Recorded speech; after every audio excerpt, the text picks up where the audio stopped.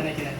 சாட்சிக்கு நேராக கடந்து போகிறதுக்கு முன்னாடி என்னை பற்றின அறிமுகத்தை நான் உங்களுக்கு தெரியப்படுத்தணும்னு சொல்லி விரும்புகிறேன். என்னோட பேர் ராஜகிரிதாஸ். நான் இங்கே பக்கத்தில் உள்ள ராம்பாக்கம் அப்படின்னு சொல்லி ஒரு கிராமத்துலேருந்து வந்திருக்கேன். இங்கே இருக்கிறாங்க இல்லையா, கிருபா சாலமோன் அக்கா இருக்காங்க இல்லையா, இவங்களோட அப்பாவோட ஊழியத்தில் வளர்க்கப்பட்ட ஒரு பிள்ளைகளாக இருந்தோம். அதுக்கப்புறம் ஐயாவோட ஐக்கியம் கிடைச்சி இவங்க மத்தியில் நாங்கள் வளர்றவர்களாக இருக்கிறோம். அதுக்கு முன்னாடி கடவுள் என்னை சந்திச்சத அந்த தருணத்தை நான் உங்களோட பகிர்ந்துக்கணும்னு சொல்லி விரும்புகிறோம். அல்லேலூயா. கொஞ்சம் பேசலாமா? கேட்க தயாரா இருக்கீங்களா? நான் ஒன்றும் உங்களை தொந்தரவு பண்ணிட மாட்டேன், வருத்தப்பட வேண்டாம். ஒரே நிமிஷம் இருக்கிறேன். என்னன்னு சொன்னா, என்னோட அறிமுகம் எப்படி இருக்குன்னு சொன்னா, நான் ஒரு ஏழை குடும்பத்துல ஒரு அம்மாவால வளர்க்கப்பட்ட 3 பிள்ளைகள்ல ஒரு பிள்ளையா இருந்தேன். கிறிஸ்துவ பத்தி தெரிஞ்சவன், சபைக்கு போறவனா இருந்தேன். அப்படி இருந்தாலும் கூட என்னை பற்றின, தன்னுடைய அழகை பற்றின அதிக அக்கறைகளோட இருந்தேன். என்ன சொல்றேன்னு புரியுதா? என்னை பத்தி, என்னோட அழகை பத்தி அதிக அக்கறைகளோட இருந்தேன். பொம்பளை பிள்ளைங்க தானே அழகா இருக்க விரும்புவோம், ஆனா நான் தான் அழகா இருக்க விரும்புவேன். என்ன செய்ய தெரியுமா? எல்லா ஃபேஷன் கிட்டையும் ரெடி பண்ணிடுவேன். வீட்டில் இருக்க எல்லா ஹோம் ரெமடியும் பயன்படுத்திடுவேன். அழகாக்குறதுக்கு என்னெல்லாம் வழி இருக்கோ அது எல்லாத்தையும் செஞ்சிருவேன். ஏன் தெரியுமா இதெல்லாம் செஞ்சேன்? ஒரு நாள் வந்து அநேக பெண் பிள்ளைகள் நண்பர்கள் ஆகும்படி பின்னாடி. அல்லேலூயா. அது தோல்வியிலும் போய் முடியல. என்னாச்சு தெரியுமா? எனக்கு ஒரு 52 பெண் பிள்ளைகள் நண்பர்களா கிடைச்சாங்க. அல்லேலூயா. என்னடா இங்க வந்து சொல்ற? இல்ல, நீங்க கவனிங்கன்னு நான் உங்கள்கிட்ட சொன்னேன். நான் கிறிஸ்தவ குடும்பத்தை சேர்ந்தவன். இவர்கள் போதகரா, இவர்களோட தகப்பனாரா வழிநடத்தப்பட்ட ஒரு சமூகத்தில் இருந்தவன். என் நிலைமை எப்படி இருந்ததுன்னு சொன்னா, வாலிப பிள்ளைகளோடு ஐக்கியப்படுவது என்னோட பழக்கமா இருந்தது. நண்பர்கள் இப்பயும் என்னிடத்துல இருக்க ஆம்பளை நண்பர்கள் 5 பசங்க தான். இன்னமும் அந்த பொம்பளை பிள்ளைங்க அப்படியே இருக்குதுங்க. நான் தொடர்புல இல்லை, பழக்கத்தை விட்டு வெளியில வந்துட்டேன். ஏதை சொல்ல வரேன்னா, நான் கிறிஸ்துவ குடும்பத்தில் வாழ்கிறவனா இருக்கேன். எங்கள் அம்மாவோட வாழ்ந்து ஒரு சபைக்கு போகிறவனா இருக்கேன், ஆலோசனை கேட்கிறவனா இருக்கேன். எல்லாம் இருந்தாலும் கூட என்னோட வாழ்க்கை எப்படி இருந்ததுன்னா, பெண் நண்பர்களை தேடுவதில் அதிக ஈர்ப்புள்ளவனா இருந்தேன்.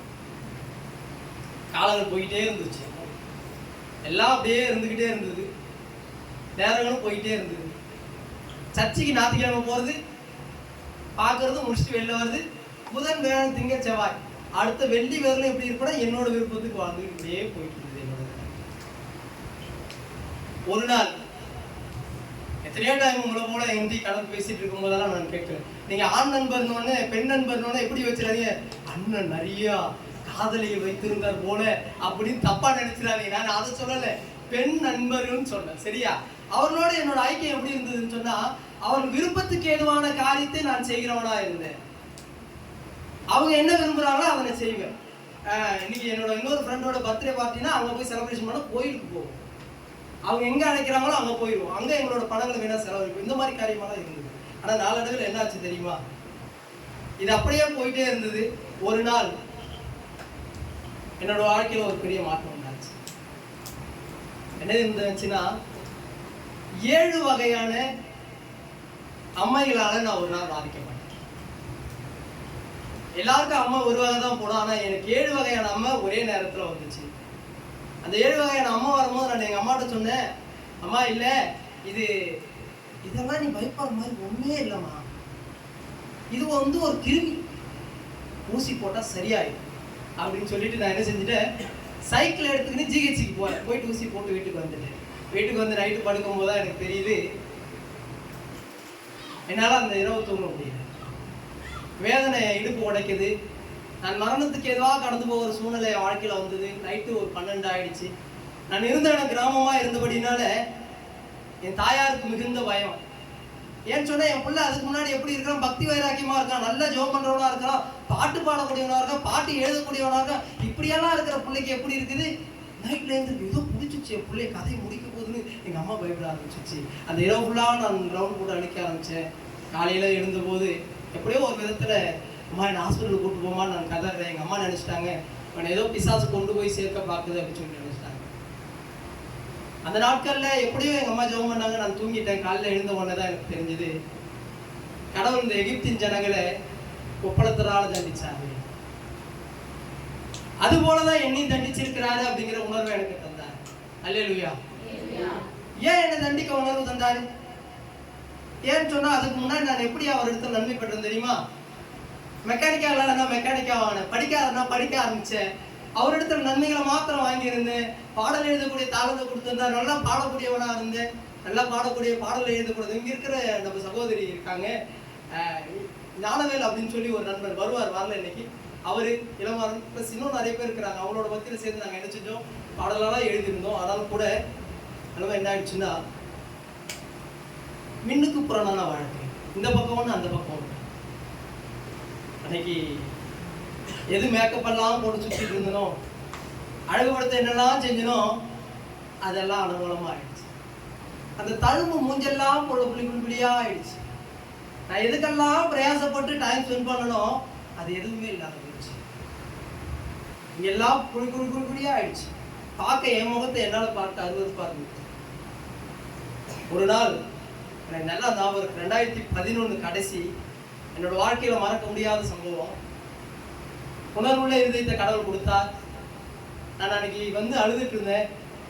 அது வரைக்கும் சர்ச்சைக்கு போகாதானா, ஒரு நாள் அழ ஆரம்பிச்சேன். என்ன அழுதேன் தெரியுங்களா? ஆண்டவரே, நான் என்ன செய்வேன்? என் வாழ்க்கையை பார்க்கும்போது, திரும்பி பார்க்கும்போது சரியில்லாத இருக்க என்ன செய்வேன்? நான் என்ன ஆண்டவரே பண்ணுவேன் அப்படின்னு சொல்லி அழ ஆரம்பிச்சேன். எந்த அழகை நான் வெளில காட்ட விரும்பணும்னோ அந்த அழகு இல்லாத பட்சத்துல, நான் வண்டி ஏறி இங்க இருந்து பார்க்க முடியணும்னு ஒரு ஊருக்கு பஸ் ஏறி படியில தொங்கிட்டு போனேன். என் மூஞ்ச பார்க்க விகாரமா இருந்தது, பார்க்க ரொம்ப விகாரமா இருந்தது. 7 வகையான கொப்பளம் அப்படின்னு சொன்னா சாதா கொப்பளம் கிடையாது. நீங்க கேளுங்க உங்க வீடுகளில் போயிட்டு. அம்மா ஒரு வகை அம்மா போட்டாவே தாங்க முடியாது எரிச்சல். எனக்கு 7 வகையான அம்மா இருந்தது. என்னோட எரிச்சல் வலி எப்படி இருந்ததுன்னு அப்ப தெரியும். அப்ப என் மத்தியில இருக்கிற சகோதரர் ராஜா எழுந்துருங்களேன். இந்த சகோதரர் ஒரு நாள் நான் அந்த சர்ச்சுக்கு போயிருந்தேன். நான் போய் அழுதுருந்தேன், ஆண்டவரே உங்ககிட்ட நன்மையை மாத்திரம் வாங்கினா, கஞ்சிக்கு வழியிலாத இருந்த போது கடவுள் என் நிலைமையை மாத்தினீங்க. என் சூழ்நிலை எல்லாம் மாறிச்சு. ஆனாலும் கூட என் நிலைமை என்னவா இருக்குது? இப்போ உனக்கு விரோதமா மாத்தணும் ஆண்டவரே நான் இருக்கிறேன். உமக்கு நல்ல மற்றவருக்கு நல்லவட போல இருக்கிறேன். ஆனா என் வாழ்க்கை சரியில்லாத இருக்கு ஆண்டவரேன்னு சொல்லி ஆள ஆரம்பிச்சேன். அது கடைசி நாட்களா இருந்தது. 2012ஓட கடைசி நாட்கள, 11ஓட கடைசி நாட்களா இருந்தது. அந்த சபையில உபவாச கூடுகை இருந்தது. அந்த உபவாச கூடுகையில தேவன் என்னோட பேசினார். அந்த வார்த்தை என்னை எதை கட்டினது? என்ன ஆச்சு தெரியுமா? நான் உன்னை கட்டுவேன். என்ன திரும்பவும் என்ன நீங்க கட்டுவீங்களா? ஏமாத்திட்டு இருந்த என்ன நீங்க கட்டுவீங்களா? நான் யாருன்னு உமக்கு தான் தெரியும். நீங்க என்ன திரும்பவும் கட்டுவீங்களா? நான் சரியில்லாத இருந்தாலும் நீங்க என்ன கட்டுவீங்களா அப்படின்னு ஒரு கேள்வியோடு எழுந்து போனேன். மறாவது நாள் திரும்ப அந்த சபைக்கு போனேன். அங்க 3 நாள் தொடர்ச்சியா உபவாசம் நடந்தது. திரும்ப நான் அங்க போன போது அந்த இடத்துல திரும்பவும் கேட்டேன். எல்லாரும் சொன்னீங்க ஆண்டவரே, என்னை மன்னிச்சுட்டேன்னு சொல்லிட்டீங்க ஆண்டவரே, நான் நம்புறேன், என் நிலைமை மாத்திருவீங்கன்னு நான் நம்புறேன். ஆனா இப்ப நான் உங்களிடத்துல ஒண்ணு கேட்க விரும்புறேன். எப்படி ஆண்டவரே கட்டுவீங்க? எப்படி ஆண்டவரே கட்டுவீங்க அப்படின்னு கேட்டேன். அப்ப அவர் சொன்னாரு, எனக்கு நேரம் நான் முடிச்சிடுறேன். ஒரு வசனத்தை என்னோட பேசினார். பாழாக்கப்பட்ட மணல்மேடு கட்டப்படும் அப்படின்னாரு. மணல்மேடுகளோட காரியம் உங்களுக்கு தெரியும் நினைக்கிற. காத்தடிச்சா மணல்மேடு சரிஞ்சிடும். பாலைவனத்துல அடிக்கடி மணல்மேடு மாறிக்கிட்டே இருக்கும். காரணம் காத்தடிச்சா தாங்காது. அது போலதான் என் வாழ்க்கையில நான் அறிஞ்சுக்கிட்டேன். அன்னைக்கு 2012 எங்களுக்கு ஒரு ஐக்கியத்தை உண்டு பண்ணினார். வாலிப ஐக்கியத்தை உண்டு பண்ணினார். ஒரு பிரேசல் ஒரு இடத்துல இருக்கிற அந்த ராஜா சகோதரர் கொஞ்சம் எழுந்துருங்களேன். நானும் இவரை சந்திக்கும்படி கடவுள் எனக்கு ஒரு அனுகிரகத்தை பாராட்டினார்.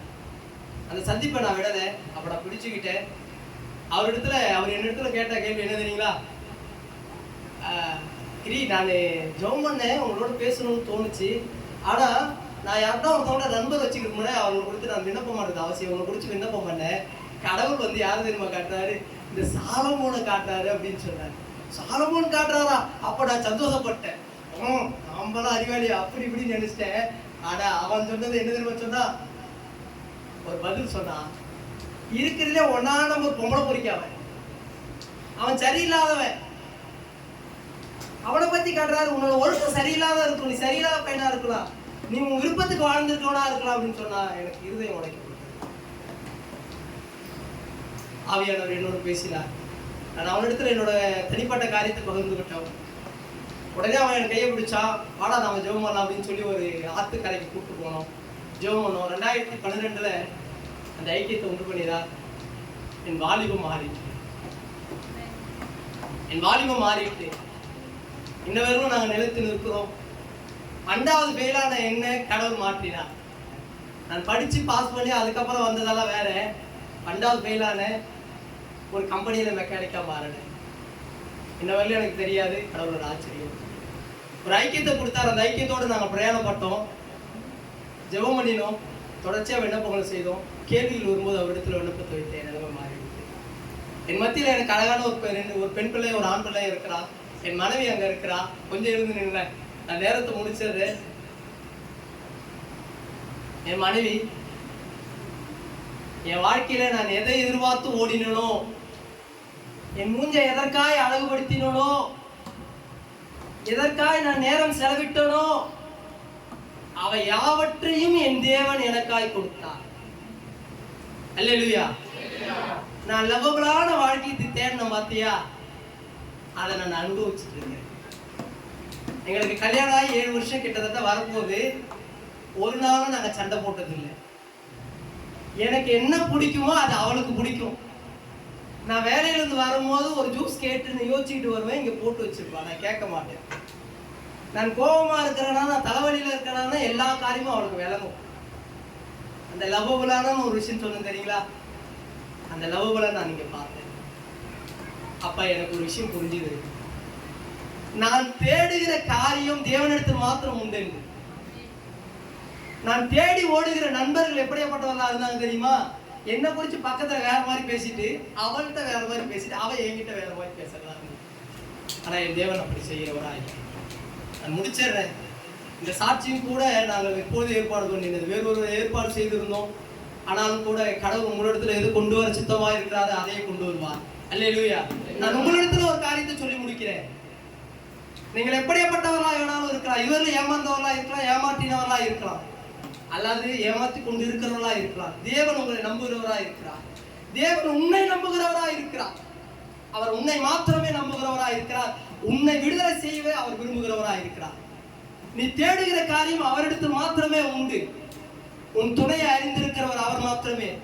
நாம் தேடுகிற காரியங்கள் விருதாவாய் போகாத இருக்கணும்னு சொன்னா நீங்கள் செய்ய வேண்டிய காரியம் அவரை பற்றி கொள்வதே. ஒரு நிமிஷம், எனக்கு நேரம் முடிஞ்சிருச்சு, கண்களை முடிச்சு என்ன ஜெபம் செய்வோம். யாரும் பார்க்காதீங்க. நான் ஏவப்படுகிறபடினால உங்களுக்கு சொல்றேன். அன்பார்ந்த சகோதரியே, கண்களை மூடிடுங்க. ஆண்டவரே, நான் இதுவரை அநேகரை ஏமாற்றி இருக்கிறேன். என் வாழ்க்கை பொல்லாங்கானதை செய்திருக்கிறது.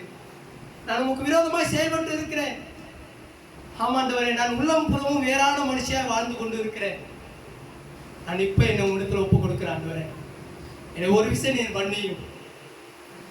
நான் உண்மை விரும்புகிறேன் கர்த்தாவே, நான் உண்மை விரும்புகிறேன். ஆண்டவரே, என்னை நீர் தயவாய் மன்னி. என் முகம் எப்படியானாலும் இருக்கலாம், நீர் அறிந்திருக்கிறீர். எனக்கு ஏற்றவைகளை செய்ய நீர் வல்லவரா இருக்கிறீர் என்று நாங்கள் நம்புகிறோம். நாங்கள் சுயத்தை சார்ந்து ஓட எங்களை விட்டு விடாதையும், நாங்கள் தண்டிக்கப்பட்டு விலகி விடாதபடி உங்களுடைய சமூகத்துல காத்திருந்து நாங்கள் பெற்றுக்கொள்ளத்தக்கதான ஆவியை எங்களுக்கு தாரும். நாங்கள் கொண்ட ஐக்கியத்திலே வீணாய் விளம்பி போகாதபடி உங்களுடைய ஐக்கியத்தை கட்டுக்குள்ளாய் நாங்கள் வைத்துக் கொள்ள கிருபை செய்யுங்க ஆண்டவரே. எங்கள் கண்களின் நிச்சயிலிருந்து எங்களை விடுதலையாக்கும். எங்கள் வாலிபச்சிலிருந்து எங்களை விடுதலையாக்கும். உமக்கு நேராக எங்களை நடத்தும் கர்த்தாவே, எங்களை நீர் பொறுப்பெடுத்துக் கொள்ளுங்க ஆண்டவரே. எங்களை வழிநடத்தும். ஒருவேளை எங்களை மன்னிச்சிருங்கப்பா, எங்களை மன்னிச்சு நீங்க நடத்துங்க. உங்களுடைய பலத்த கருத்துக்குள்ளாய் ஒப்புவிக்கிறோம். எங்கள் மீட்பராம் இயேசு கிறிஸ்துவின் நாமத்தில் வேண்டிக் கொள்கிறோம். ஜீவனோடு நல்ல தகப்பனே. ஆமென்.